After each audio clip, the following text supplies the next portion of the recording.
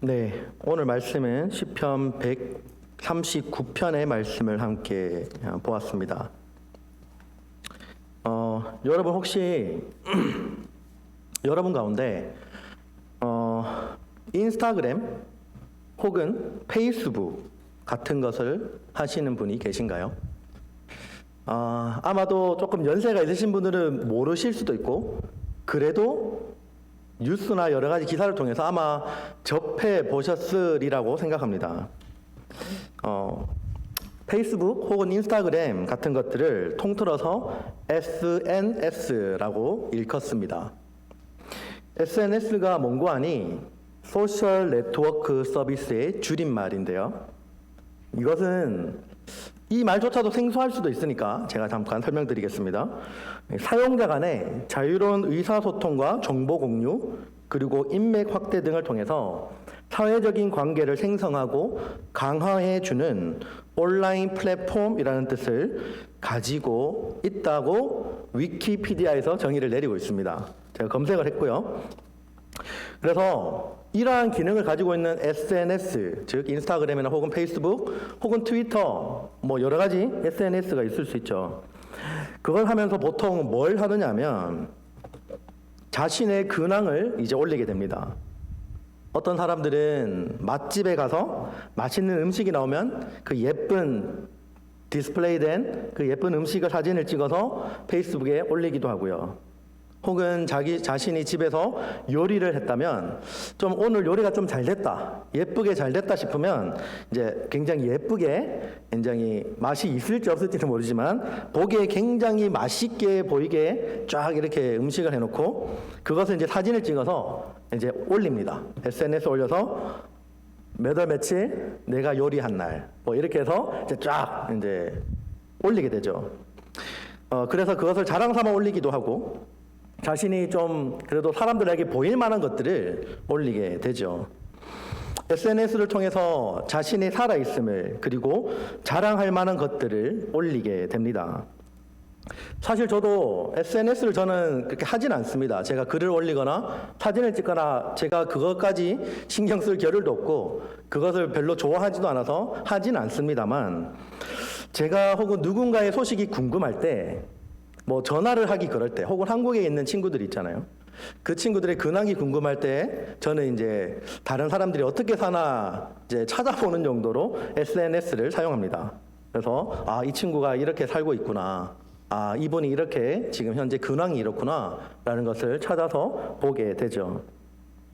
그런데 이렇게 올리는 것은 누구라도 자신을 봐주기를 바라는 마음과, 그리고 자신을 인정해 주기를 바라는 마음이 포함되어 있는 것입니다. 내가 남에게 보여주기 원하는 모습만 선택적으로 SNS상에서는 보여줄 수 있다는 것이죠. 한 가지 예를 들어볼까요? 여러분들 카카오톡을 아마 대부분 그래도 쓰실 것입니다. 그렇죠? 성경 통독 리더 편지를 카카오톡으로 받으시죠? 네, 그래서 카카오톡은 아마 여러분들 다 쓰실 것입니다. 근데 여러분들 카카오톡 프로필 사진이 있어요. 프로필 사진을 보면 여러분들 그 사진을 자신의 모습을 올렸다라고 생각한다면 그 프로필 사진에 자신이 못 나온 사진을 올린 분은 아마 거의 대부분 없을 것입니다. 가장 자신이 잘 나오고 예쁘고 멋진 사진을 택해서, 자신이 좀 자랑할 만한 사진을 택해서 아마 프로필 사진에 올릴 것입니다. 저도 마찬가지입니다. 저도 제 프로필에 제가 생각할 때 가장 잘 나온, 제 나름대로는 가장 멋지다고 생각하는 사진을 올렸습니다. 뭐 여러분들의 생각은 다를 수도 있지만요. 네, 어쨌든 저는 그렇습니다. 근데 여러분, 누구나 우리가 남에게 잘 보이고 싶은 마음이 있습니다. 그래서 뭔가 겉으로 드러날 때 내가 그래도 좋은 모습을 보여야지, 내가 가지고 있는 막 이렇게 세수도 안 하고 머리가 헝클어진 모습이 아니라 그래도 깔끔하고 정돈된 모습을 보여야지 하는 것이 대부분 우리의 보통 사람들의 마음이죠. 그런데 내가 SNS상에서는 내가 보여줄 수 있는 모습만 선택적으로 보여줄 수 있다라고 한다면, 만약에 누군가가 내가 보여주고 싶은 모습만 아니라 나의 일거수일투족을 모두 다 내 근황, 내 1분 1초까지 모두 다 안다라고 생각하면 어떨까요? 조금 다르게 표현하자면 여러분들에게 24시간 따라다니는 CCTV가 있다고 상상해 보시기 바랍니다. 여러분은 어떨 것 같으세요? 혹시 그것을 좋아하시는 분 계신가요? 자신의 몸에 CCTV를 24시간 달아도 괜찮다라고 말씀하시고 싶으신 분 계신가요? 솔직히 생각만 해도 끔찍하지 않습니까? 누군가가 나를 감시한다는 느낌을 넘어서서 여러분의 모든 것이 까발려지는 것이기 때문에 그것은 굉장히 끔찍하게 느끼게 되는 것이죠. 여러분 가운데 여러분의 24시간을 누군가가 보고 있어도 괜찮다라고 말하시는 분은 아마 아무도 없을 것입니다. 여러분의 24시간 동안 CCTV가 감시하면서 여러분이 하는 말과 행동과 여러분이 누군가와 1대1로 비밀스러운 이야기를 할 때, 둘만 알아야 되는 이야기를 할 때, 그것을 누군가가 모두 다 지켜보고 있다라고 한다면 여러분 아마 경악을 금치 못할 것입니다. 오늘 성경 말씀의 본문은 이렇게 누군가가 나를 감시하고 내 일거수일투족을 아시는 하나님에 대해서 고백하고 있습니다. 하나님께서 오늘 시편의 시인에 대해서 너무나 잘 아는 것은 놀라운 일이지만 그것은 때로는 CCTV가 있는 것처럼 내가 감당하기 어려운 측면도 있다는 것에 다윗은 동의하고 또 그렇게 다윗은 말하고 있습니다. 그래서 오늘 본문은 하나님에 대하여 이중적인 입장을 계속적으로 보여주고 있는 것이죠. 이것이 두려운 한탄일 수도 있고 때로는 하나님께서 나와 항상 함께 하신다라는 말로 표현한다면 굉장한 감사가 될 수도 있다는 것입니다. 이 두 가지의 마음이 묘하게 섞여 있는 본문이 오늘 본문입니다. 여러분 1절 말씀을 보시면 이렇게 기록하죠. 여호와여 주께서 나를 감찰하시고 아셨나이다 라고 말합니다. 여러분 오늘 1절 말씀은 오늘 본문 말씀의 주제를 한 문장으로 요약해 주고 있습니다.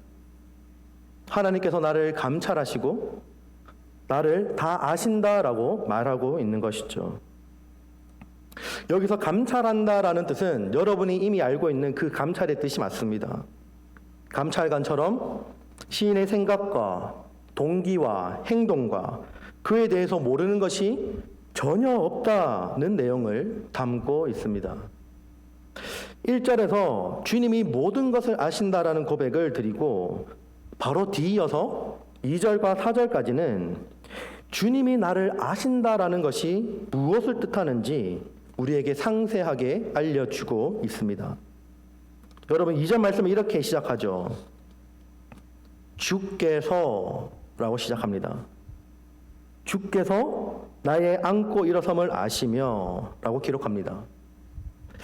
여러분 주께서라는 말이 먼저 나옴으로 인해서 오직 주님만 나의 전부를 아신다라는 뜻을 가지게 됩니다. 그리고 나의 앉고 일어섬을 아신다라고 다윗은 고백합니다. 여러분 앉고 일어서는 것은 우리가 가지고 있는 우리가 살아가는 인생살이 전부를 의미합니다. 그 당시 히브리인들에게 앉는 것, 이 앉는다라는 것은 쉬는 것을 의미하고 그리고 일어나는 것은 일하는 것을 의미합니다. 즉 이것은 쉬는 것과 일하는 것 모두를 통틀어서 우리가 살아가는 인생을 의미하는 것이죠. 이어서 3절에서 나의 길과 눕는 것을 감찰하신다라는 표현을 통해서 공적인 활동, 사적인 활동, 즉 휴식하는 것까지도 다 포함해서 하나님께서 모든 것을 알고 계신다라고 반복해서 고백합니다. 그리고 4절에서 이어서 이렇게 말하죠. 여호와여 내 혀의 말을 알지 못하시는 것이 하나도 없으시니이다. 하나님께서 내 혀의 말을 다 아신다라고 표현합니다. 이것은 단지 우리가 밖으로 내뱉는 말을 아신다라는 그 뜻을 넘어서서 내가 하는 말의 배후에 있는 내 마음속에 있는 그 생각과 나의 의도까지도 다 아신다라고 말하는 것입니다. 여러분, 살아가면서 그럴 때 있죠. 우리가 살아가면서 내가 하는 말과 그 속에 있는 생각이 다르게 말할 때가 있습니다. 내가 하는 말과 나의 속에 있는 그 생각과 마음이 다를 때가 있다는 것이죠. 사실 그렇게 한다면 때로는 사람들에게는 내 마음을 비록 속일 수는 있을지 몰라도 하나님께는 속일 수 없다라고 말하는 것입니다. 이렇게 다윗은 하나님께서 내 모든 것을 아신다라고 계속 고백하면서 7절에서 이제는 하나님께서 언제 어디서나 계시는 그 하나님의 무소부재하심에 대해서 고백하고 있습니다. 이것을 흔히 신학적인 용어로 편재성이라고도 표현하는데요. 이것은 언제 어디서나 하나님께서 어느 곳에든 계신다라는 뜻입니다. 7절에 이렇게 기록하죠.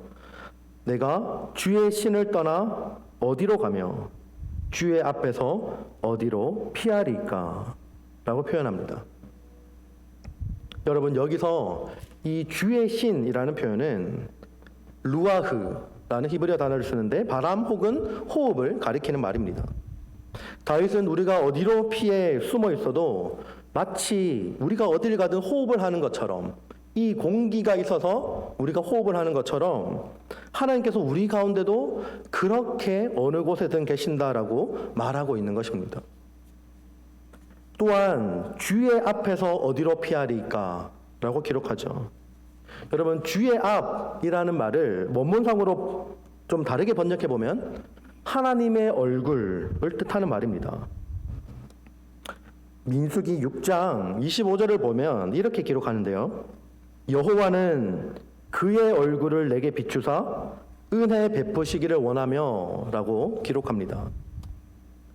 여기서 마치 하나님의 얼굴은 해와 같은 개념으로 표현하고 있는 것이죠. 여러분, 사람이 햇빛의 영향력에서 벗어날 수가 있습니까? 햇빛의 영향력에서 결코 벗어날 수가 없는 것이 사람이죠. 우리는 결코 하나님 앞에서 피할 수 없는 존재임을 말씀하고 있는 것입니다.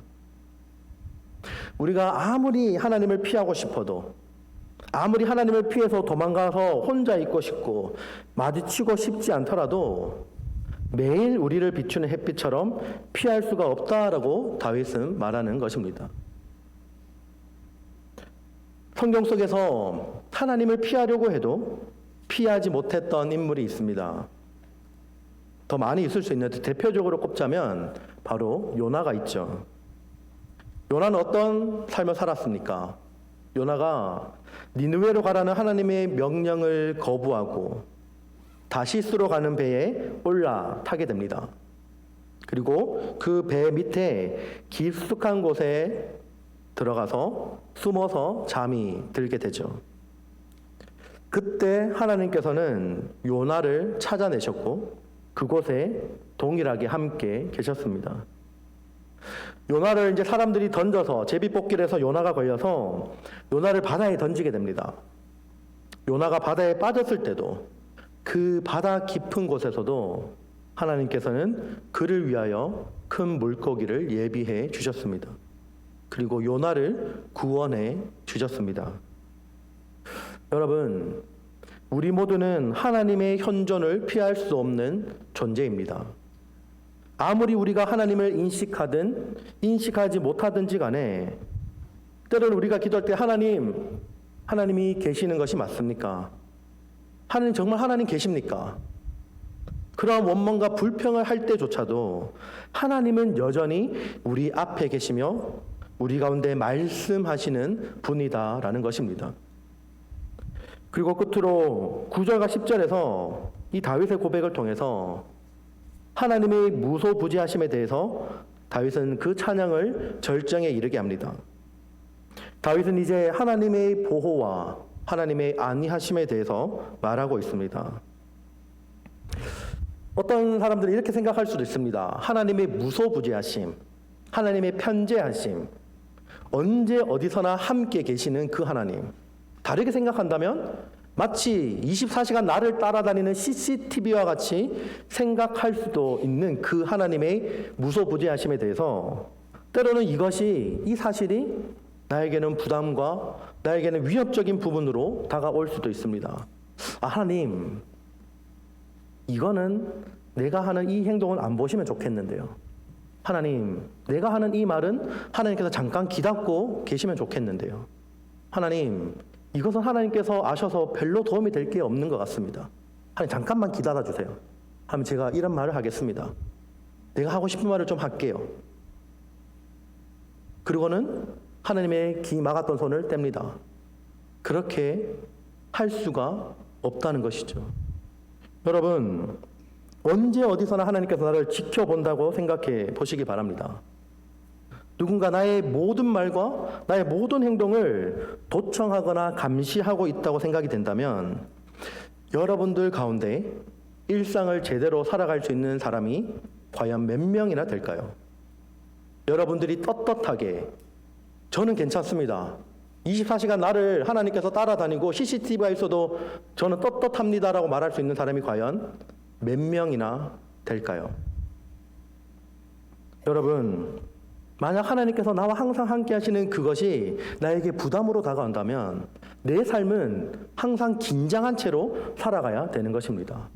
항상 웅크린 채로, 항상 의식하면서 내가 하고 싶은 것도 못하고 그냥 움츠린 채로 살아가야 되는 것이죠.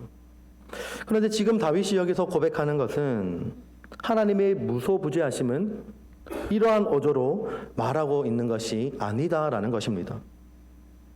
하나님께서 언제나 우리와 함께 하시고 나의 모든 것을 아심으로 말미암아 하나님의 인도하심과 하나님의 안위하심이 그만큼 섬세하게 우리를 인도하시고 지키신다라는 것을 다윗은 말하고 있는 것입니다. 여러분, 구약 성경에서 야곱이 그의 아버지의 집을 떠나서 그 에서를 피해서 이제 밧단 아람으로 간 상황을 여러분들 아실 것입니다. 에서가 이제 장자의 축복권을 빼앗은 야곱을 죽이기 위해서 안달복달이 나 있는 상황에서 이제 야곱은 그 집을 떠나서 밧단 아람으로 떠나게 됩니다. 그 상황 가운데 창세기 28장 15절에서 이렇게 기록합니다. 내가 너와 함께 있어 내가 어디로 가든지 너를 지키며 너를 이끌어 이 땅으로 돌아오게 할지라. 내가 내게 허락한 것을 다 이루기까지 너를 떠나지 아니하리라 하신지라. 아멘. 여러분, 이 말씀은 하나님께서 야곱에게 나타나셔서 말씀하신 내용입니다. 자, 이 말을 들은 야곱에게 하나님께서 나를 떠나지 않는다라고 하셔서 그 당시 야곱에게 하나님의 이 말이 과연 부담이 되거나 나를 감시하는 그 의미로 받아들여졌을까요? 그것이 아니라 야곱에게 하나님의 이 말씀은 너무나 큰 위로와 힘이 되었습니다. 오늘 9절과 10절 말씀에 이렇게 기록합니다. 내가 새벽 날개를 치며 바다 끝에 가서 거할지라도 곧 거기서도 주의 손이 나를 인도하시며 주의 오른손이 나를 붙드시리이다. 새벽 날개를 치며 즉 아침에 동이 틀 때 태양빛이 동이 틀 때 쫙 뻗어나가서 바다 끝에 닿는다 할지라도 그렇게 빛의 속도로 날아간다 할지라도 하나님의 임재와 하나님의 현존하심을 피할 수가 없다라고 말하는 것입니다. 바다 끝에서 끝까지 간다 할지라도 거기서도 주님의 손이 나를 인도하시고 주의 오른손이 나를 붙드는 것입니다.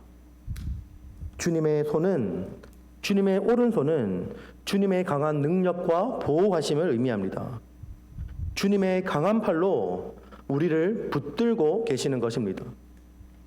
어디서든 주님은 우리를 부르시고 우리의 모든 마음과 생각과 말과 행동을 감찰하시며 우리와 함께 하시는 분이 우리의 주님이십니다. 여러분, 주님의 손이 못 미치는 곳은 없습니다. 주님이 못 보시는 곳은 없습니다. 주님이 모르시는 사람의 마음은 없습니다. 주님은 우리의 모든 것을 꿰뚫어 보고 계시며 아무것도 숨길 것 없는 있는 모습 그대로의 우리를 주님은 바라보고 계십니다. 여러분, 하나님께서 우리를 꿰뚫어 보시는 이유가 뭘까요? 우리를 마치 발가 벗겨놓은 것처럼 보시는 이유가 뭘까요? 단순히 하나님께서 우리를 도우시기 위해서 우리를 그렇게 발가 벗겨 놓아서 보실까요? 그것은 바로 완벽하게 발가 벗겨진 그분을 보게 하기 위해서입니다. 우리를 위해서 아무런 죄도 없으시고 잘못도 없으신 그분께서 우리를 위해서 우리 때문에 완전히 발가 벗겨지신, 온 세상의 저주를 뒤집어 쓰고 발가 벗겨지신 예수님을 바라보게 하기 위해서입니다. 예수님을 바라볼 때 우리는 그때서야 알게 됩니다. 예수님 때문에 우리는 아무것도 감출 것이 없다는 것을 깨닫게 되는 것입니다. 그리고 진심으로 어떠한 수치도 견딜 수 있게 해 주시는 것입니다.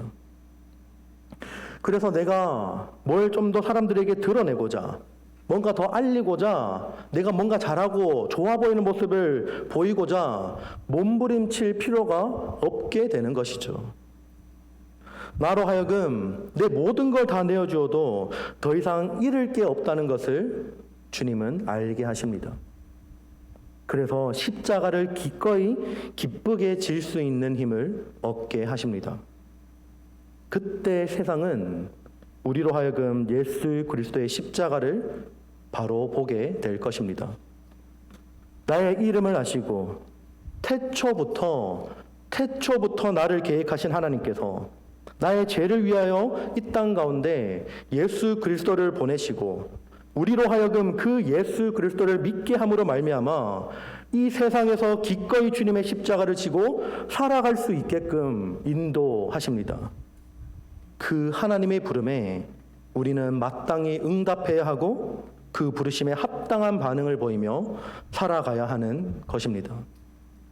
그렇게 주님의 십자가를 지고 걸어갈 때 세상은 참된 그리스도인의 모습을 보게 될 것입니다. 오히려 세상을 염려케 하는, 세상을 오히려 걱정하게 만드는 그리스도인의 모습이 아니라 그때 비로소 세상이 감당치 못하는 그리스도인으로 살아가게 될 것입니다. 여러분, 우리 모두에게 이 은혜가 있기를 축복합니다.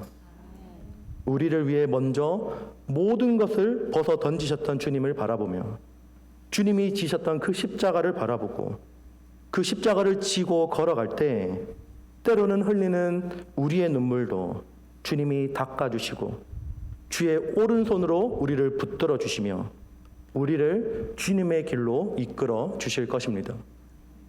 이러한 삶을 살아갈 때 주와 함께 길 가는 것이 즐거워질 것입니다.